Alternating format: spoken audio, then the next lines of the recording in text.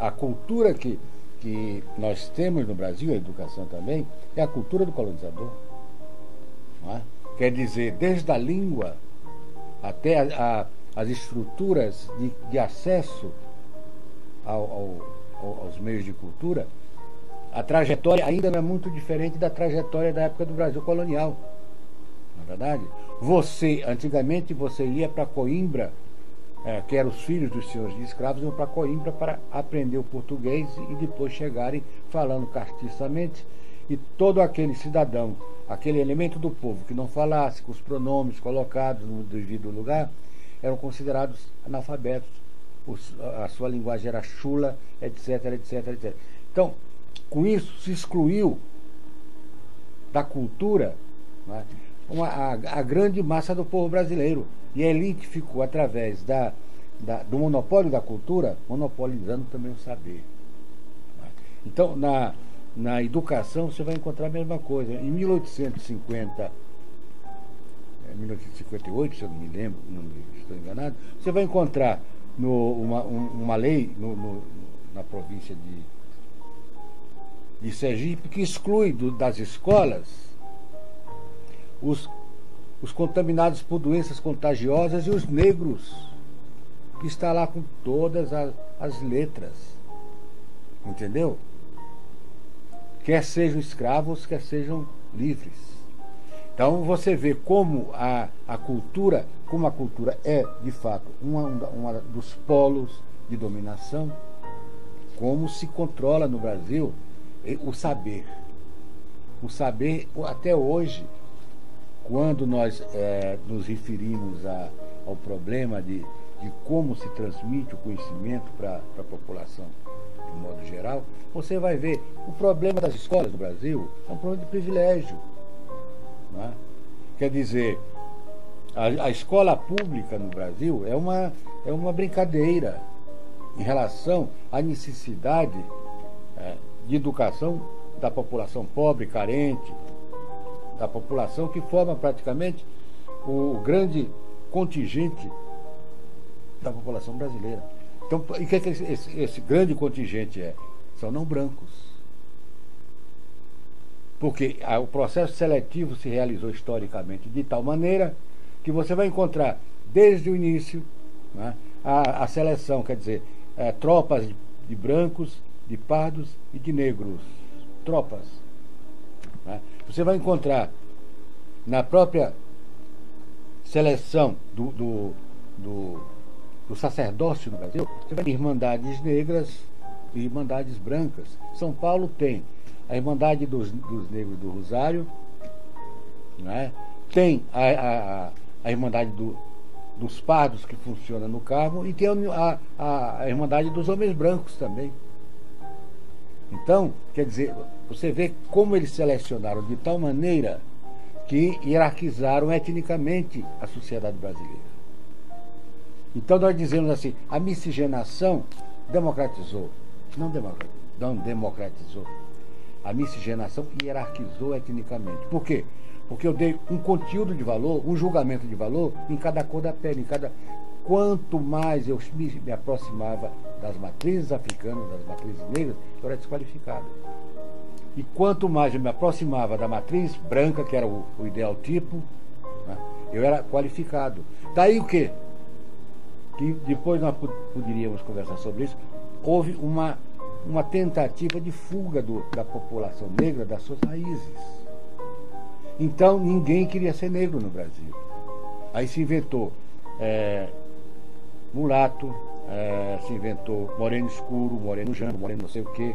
E todo mundo, à medida em que podia fugir das suas matrizes, jamais diria, eu sou negro. No último recenseamento, foram 130 e poucas formas da população não branca se autoqualificar. Até eu sou de cor de burro quando foge. Mas é uma escamoteação neurótica. Porque você foge do concreto e cria uma realidade simbólica. E essa realidade simbólica é uma realidade neurótica. Então, etnicamente, o brasileiro é um neurótico. Porque foge das suas origens, esconde a realidade e cria um mito, né, em cima dessa realidade para fugir da própria. Então, quando se fala no problema étnico no Brasil, eu sempre digo assim, a solução tem que ser uma solução que ainda, eu acho que ainda nós não encontramos a solução brasileira para esse problema. Entende? Eu acho que o que está acontecendo é um pouco de macaqueação das soluções norte-americanas que não estão dando certas nos Estados Unidos e nós já começamos a imitar aqui. Por exemplo, o problema das cotas. Nos Estados Unidos, esse problema das cotas vem sendo discutido desde 1960 e poucos, não é verdade? Bom, agora, se discute para resolver o problema de uma minoria, que é a minoria étnica negra dos Estados Unidos. Por quê? Nos Estados Unidos não tem esse gradiente étnico do Brasil. Ou você é negro, ou você é branco. Então, a solução vai ser encontrada dentro dessa realidade. Verdade? Agora, no Brasil, são praticamente 50% de não brancos, de afrodescendentes. O Brasil é um país pobre. E além do pobre, é um país em que praticamente toda a renda nacional está ou no Estado ou na mão de poucas famílias, né? de poucos agentes econômicos.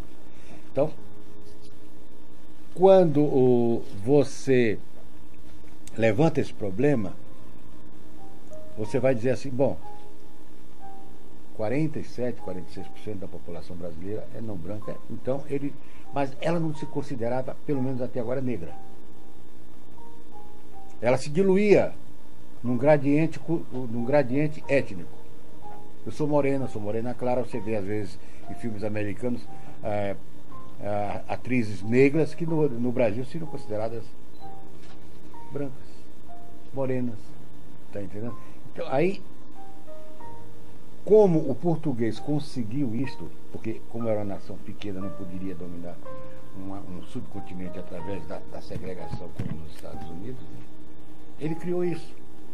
Então se diz que o português foi um colonizador benigno, por isso que foi não. Foi uma estratégia de dominação, mais nada. Tá? Então eu acho que quando nós vamos discutir agora esse problema, vamos ver assim, vamos dizer, o problema das cotas que foi aprovado agora nas universidades.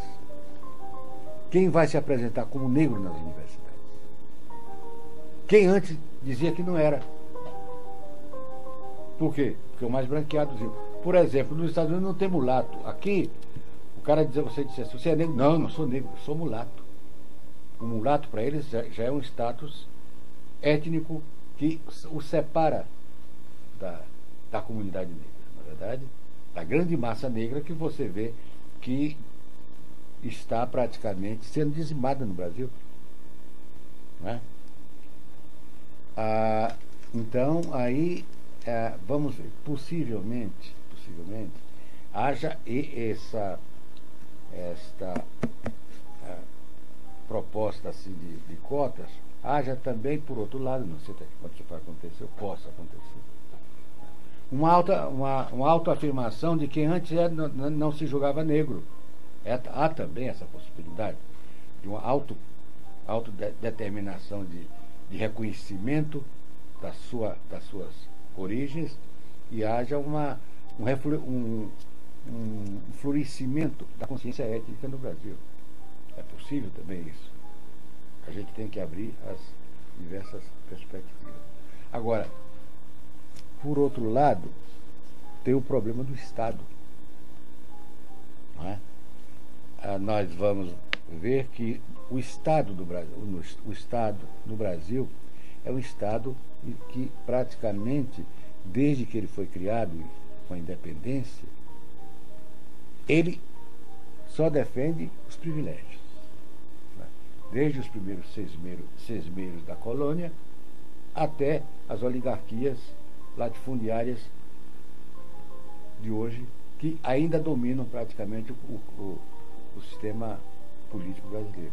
Então, até que ponto o Estado brasileiro vai ter conteúdo, né, para administrar essa virada democrática que vai se dar, do ponto de vista étnico, com isenção. Né? Até que ponto esses mecanismos de democratização não vão ser barrados por uma série de mecanismos de contenção. Né? São coisas, são perguntas que eu faço a mim e transmito essas perguntas, porque são dúvidas. No momento em que a gente está numa encruzilhada violentíssima no mundo inteiro, as forças racistas estão praticamente em ofensiva na Europa, no Brasil. Vamos ver então até que ponto essas medidas que são transformadas em medidas burocráticas podem se efetivar dentro dessa estrutura reacionária, dessa estrutura de dominação semicolonial que o Estado brasileiro representa.